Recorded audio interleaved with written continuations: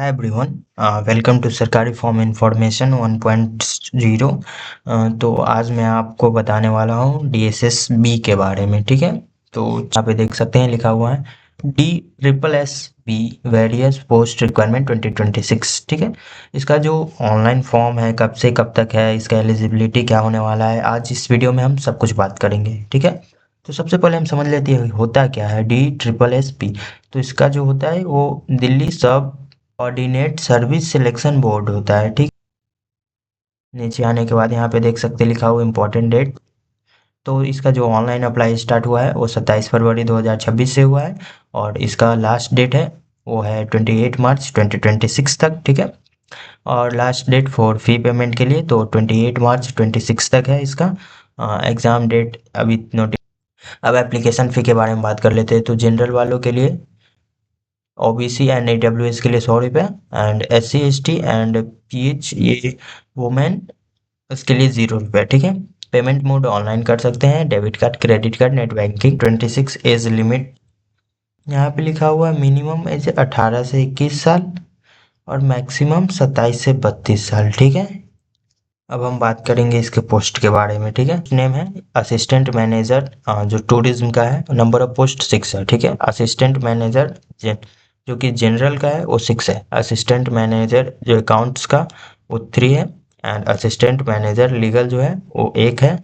Assistant manager air ticketing का है वो 1 पोस्ट है, and assistant manager public relation का है वो 1 पोस्ट है। असिस्टेंट ग्रेड फर्स्ट IT का वो 6 है, एंड रेडियोग्राफर का 96 है। ऑप्टोमेट्रिस्ट का 15 है, एंड जूनियर रेडियोग्राफर का 10 पोस्ट है। ठीक है, ये जो meter and relay tester grade second है इसका 34 पोस्ट है, जो कि आपको यहाँ पे दिख जाएगा कॉर्नर में। एंड रिपोर्टर का है वो 10 पोस्ट है, एंड कातिब यानी कैलियोग्राफर जो होता है उसके लिए 1 पोस्ट है, एंड पतवारी है उसके लिए 15 पोस्ट, एंड जो जूनियर लॉ ऑफिसर है उसके लिए 1 पोस्ट, एंड जो केमिकल असिस्टेंट है उसके लिए 2 पोस्ट, एंड जो स्टेनोग्राफर ग्रेड फर्स्ट का है उसके लिए 3 पोस्ट है। जूनियर लेबोरेटरी असिस्टेंट उसके लिए 2 पोस्ट, एंड असिस्टेंट माइक्रोग्राफर्स के लिए 1 पोस्ट है।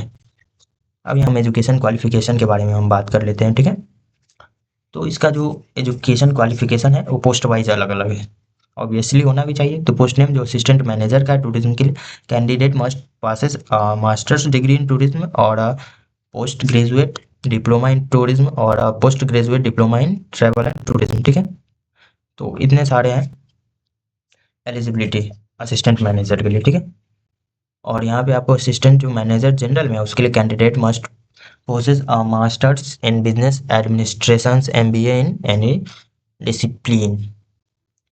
एंड जो असिस्टेंट मैनेजर जो अकाउंट्स का है उसके लिए है candidate must be a chartered accountant जो CA होता है, और cost and management accountant CMA from a recognised university with at least 3 years of experience in accounts and finance, जो कि यहाँ पे लिखा हुआ है। ठीक है, अब जो है वो है असिस्टेंट मैनेजर लीगल का। ठीक है, इसके लिए कैंडिडेट यहाँ पे देख सकते लिखा हुआ है, candidate must passes an LLB possess degree from recognised university with at least 3 years of experience in the relevant field.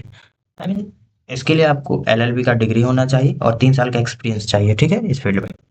अब बात कर लेते हैं जो असिस्टेंट मैनेजर का है उसके लिए candidate must be a graduate with IATA या UFTAA डिप्लोमा, और tourism graduate with IATA approved certificate in ticketing and fair constructions, having 5 years experience in international air ticketing, including 4 years with an IATA approved agent।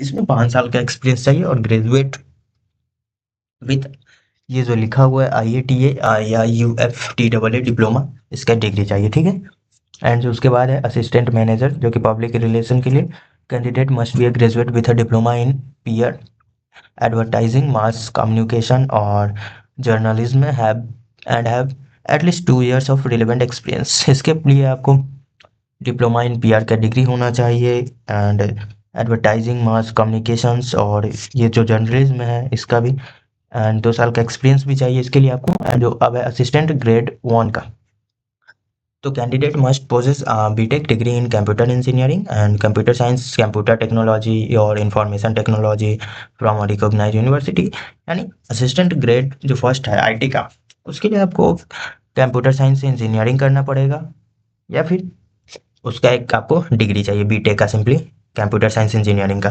कोई भी recognised university से, तो आप इसके लिए form भर सकते हैं। अब जो रेडियोग्राफर का है, उसकी candidate must have senior secondary with science from a recognised board और university along with either a 2 year certificate और 2 ईयर डिप्लोमा इन रेडियोग्राफी और ए बीएससी इन रेडियोग्राफी और radiological technology 2 years from recognised institute. Radiographer का क्या है, आप बस 10+2 यानी 12th पास होना चाहिए, ठीक है, कोई भी यूनिवर्सिटी से या फिर बोर्ड से, एंड 2 साल का वो सर्टिफिकेट है वो होना चाहिए आपके पास, ठीक है, या फिर 2 साल का जो डिप्लोमा का सर्टिफिकेट है वो रेडियोग्राफी में होना चाहिए, या फिर बीएससी होना चाहिए रेडियोग्राफी में। मतलब कोई भी सर्टिफिकेट है आपके पास ग्रेजुएशन का या फिर 10+2 का, जो कि ग्रेजुएशन का नहीं ले रहा है तो वो रेडियोग्राफी में ही होना चाहिए, बट 10+2 यानी 12th का सर्टिफिकेट साइंस से होना चाहिए, सिंपल सी बात। ऑप्टोमेट्रिस्ट है, उसके लिए आपको candidate must have class 12th from science से, जो कि from a recognised board and 4 year degree in optometry from a recognised university. Note qualifications may be relaxed at the discretion of the competent authority for otherwise well qualified candidate. इसके लिए आपको जो 12th का science से एक degree होना चाहिए, ठीक है, एंड 4 साल का जो डिग्री है वो ऑप्टोमेट्री में होना चाहिए, ग्रेजुएशन का जो है, ठीक है। और अब आते हैं हम जूनियर रेडियोग्राफर में। Candidate must have matriculation with at least 2 years of experience in an x ray dark room. Junior radiographer के लिए आपको बस मैट्रिकुलेशन 10th पास होना चाहिए और 2 साल का जो एक्सपीरियंस है वो एक्सरे डार्क रूम में होना चाहिए, ठीक है। Meter and relay tester grade second का, तो candidate must be matriculate and possess either and ITI qualification in the electrician trade और कॉम्पिटेंसी क्लास फर्स्ट सर्टिफिकेशन। आप मैट्रिकुलेशन यानी 10th पास होना चाहिए और आपके पास आईटीआई क्वालिफिकेशन होना चाहिए इलेक्ट्रिशियन ट्रेड, जो कि ऑब्वियसली आईटीआई में बहुत सारे ब्रांचेस होते हैं, उनसे लोग करते हैं, तो उसी में एक है इलेक्ट्रिशियन का, उसका होना चाहिए आपके पास। अब आते हैं रिपोर्टर का। Candidate must have a bachelors degree from a recognized university and pass the skill test detection for 10 minutes at 100 WPM English या Hindi and computer transcription for 40 minutes English 50 by minute and Hindi qualification may be relaxed by the competent authority for well qualified candidate। Reporter के लिए आपके पास bachelors का degree होना चाहिए और जो writing यानी WPM का होता है मतलब वर्ड पर मिनट, ठीक है, 100 वर्ड पर मिनट होना चाहिए, 10 मिनट में 100 वर्ड, ऐसा ही शायद लिखा हुआ है, एंड 40 मिनट में इंग्लिश में 55, यानी 1 मिनट में इतना वर्ड बता रहा है, ठीक है। अब आते हैं हम कैलियोग्राफर के बारे में। Candidate must have senior secondary और equivalent with Urdu as and elective from a recognised board and 2 year course in काथी calligraphy from a recognised institute. 12th pass होना चाहिए एंड उर्दू से, ऐसा ही लिखा हुआ। अब आते हैं पतवारी के बारे में, यही तो। Candidate must be a graduate from any recognised university और possess and equivalent qualification with proficiency in computers and work knowledge of Urdu and Hindi. इसके लिए आपको ग्रेजुएट होना चाहिए और कंप्यूटर्स के बारे में भी कुछ जानकारी होना चाहिए और उर्दू और हिंदी के बारे में भी, ठीक है। इसमें बहुत सारे पोस्ट है और भी है, केमिकल असिस्टेंट का एंड स्टेनोग्राफर का। केमिकल असिस्टेंट में बीएससी केमिस्ट्री में चाहिए आपको, ठीक है, एंड 2 साल का एक्सपीरियंस केमिकल में होना चाहिए। स्टेनोग्राफर ग्रेड 1 का बैचलर डिग्री होना चाहिए, ठीक है, एंड जो कंप्यूटर का टाइपिंग है वो 120 वर्ड पर मिनट होना चाहिए हिंदी और इंग्लिश में, सबका अलग अलग है, तो आपको मैं ये लिंक प्रोवाइड कर दूंगा कमेंट बॉक्स में, आप आके पूरा अच्छे से एकदम चेक कर सकते हैं कि किसके लिए कौन सा एलिजिबिलिटी है। उनके बात कर लेते हैं मोड ऑफ सिलेक्शन कैसा होगा। तो रिटन एग्जाम होगा यानी सीबीटी होगा, computer based test and skill test होगा, टाइपिंग टेस्ट होगा, कंप्यूटर टेस्ट होगा, उसके बाद आपका इंटरव्यू होगा, उसके बाद डॉक्यूमेंट वेरिफिकेशन, उसके बाद मेडिकल एग्जामिनेशन और उसके बाद आपका सिलेक्शन। तो इसको फॉर्म को भरने के लिए आपको नीचे आना है और यहाँ पे देख सकते हो लिखा है अप्लाई ऑनलाइन लिंक, इस पर जस्ट आपको क्लिक करना है। अगर आपको ये वीडियो इन्फॉर्मेटिव लगे तो प्लीज़ लाइक कीजिए, सब्सक्राइब कीजिए, क्योंकि वीडियो बनाने में बहुत मेहनत लगता है, तो प्लीज़ थोड़ा सा इतना तो कर ही सकते हैं। Thank you.